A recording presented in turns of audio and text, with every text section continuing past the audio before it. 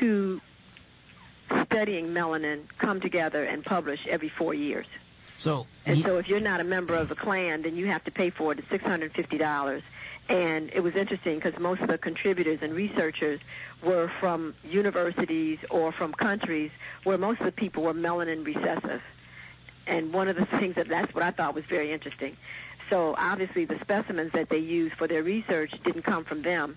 It had to come from people who were melanin dominant. Mm-hmm. But one of the things that I found in those volumes, and this is the last volume, when they talked about the melanoopiotropic molecule, that's how they refer to it.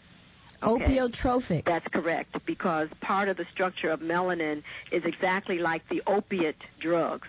It's almost like a cousin, yes. Which is one of the reasons why melanin-dominant individuals who participate in the misuse of opiate drugs have a very hard time detoxing from it, because the melanin molecule absorbs it and attaches to it, thinking that it's part of itself. So they discovered and recognized that wherever melanin was placed on a petri dish with a virus, and especially the HIV virus, the virus could not grow.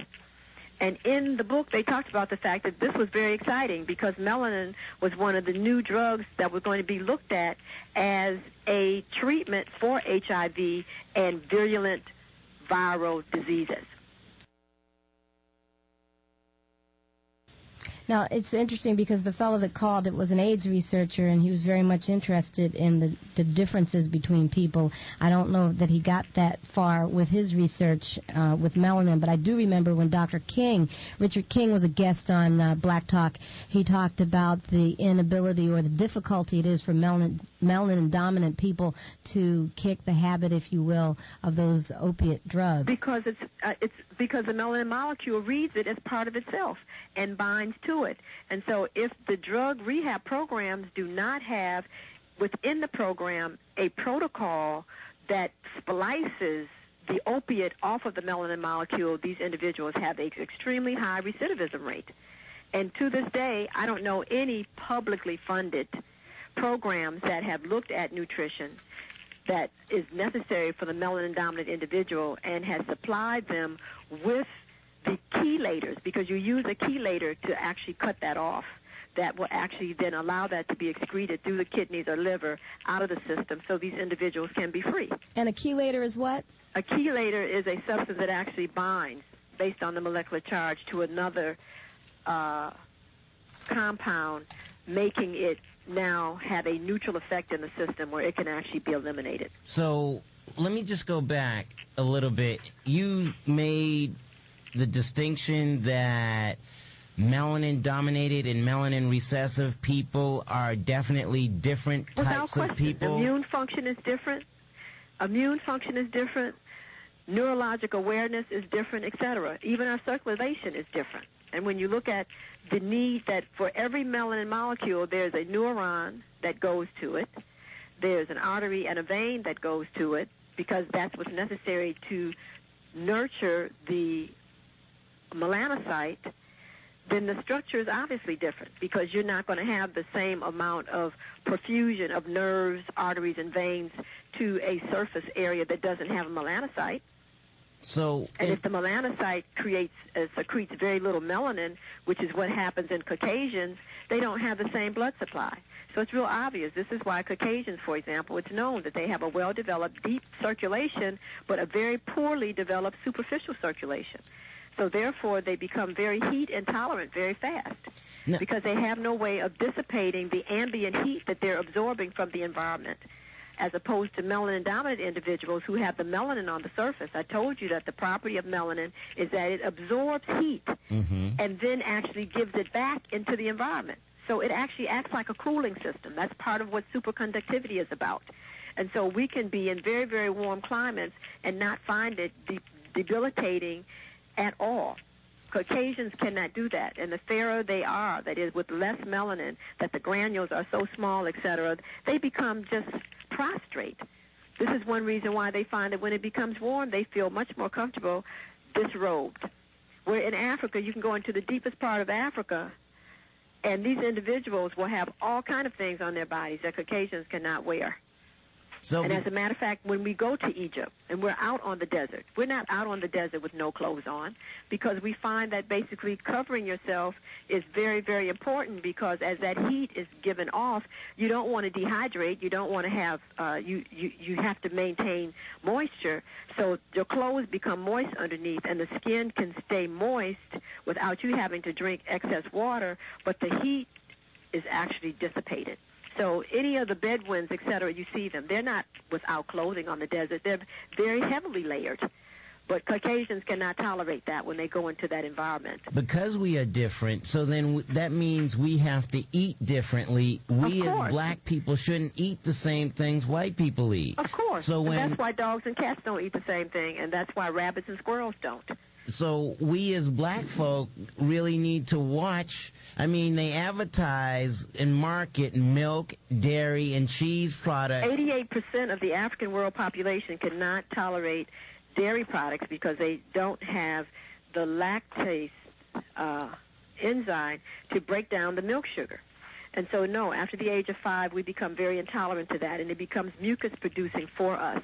See, this is part of the science known as human ecology. And in conventional medicine, this has totally been lost. And this is why so few people benefit from Western medicine. And when I say so few, I'm saying that any other race that tries to utilize Western medicine doesn't do well, other than the Caucasian. Other than the Caucasian. So therefore, the Orientals know what the medicine is they need. They are basically plant-based because they have melanin, and plants work much better for them and for us, as opposed to a lot of artificially synthetic, concentrated drugs. So therefore, with this melanin that we have that has propensity to store and to recycle, et cetera, you know, we can't take in a lot of things that are not biologically in balance. But that is not the situation with the Caucasian. So I'm saying that they can tolerate more of those unique substances than we can. And because we try to ingest them, they have a totally different half-life in our body. Many times they become very, very deleterious, et cetera, and they really should not be used. So I'm saying that, you know, it's very important that if medicine in general is going to make changes in the world to bring up the quality of health, they're going to have to recognize the uniqueness of the individual and honor his or her anatomical structure and genetic orientation. It's very, very important. I was reading an article here where they were talking about the genome of humans, and they were saying that, you know, out of every 100 genes, every 1,000 genes, it's only the 1,001 position in the DNA that makes an individual different from another individual. But that is important because obviously if you stand me next to a Caucasian female with blonde hair and blue eyes, and here I am with olive brown skin, black hair, and brown eyes, etc., that 1,001 gene is critical, that you have to honor that. Oh, indeed. And the Whitehead Institute, located just around the corner from where we're broadcasting today, is having a conference starting yesterday all the way through Saturday, talking about the human genome and the genetic differences and the mapping and the charting. They're almost done with the sequencing. Right, exactly. So I'm, you know, I beg to differ with this gentleman that, you know, he just does not have access to the research. So I don't know if he's melanin recessive or melanin dominant or not. But for my own survival and for my capacity to really make changes in people that my colleagues told were going to die, I had to dig deeper and I had to dig harder to get these answers so that those patients that came to me could really have their life back. And so my reputation speaks for itself that I had to use a different type of medicine, a different type technique, so that these people who have been given a death sentence now are living. One of the things referenced at the media conference that the Whitehead Institute held yesterday, Eric Lander, the director of the Whitehead Institute, or the Human Genome Project, had kept referencing that human beings are 99.9% the same, and most of the DNA strands, most of humanity evolved from 50,000 Africans in sub-Saharan Africa.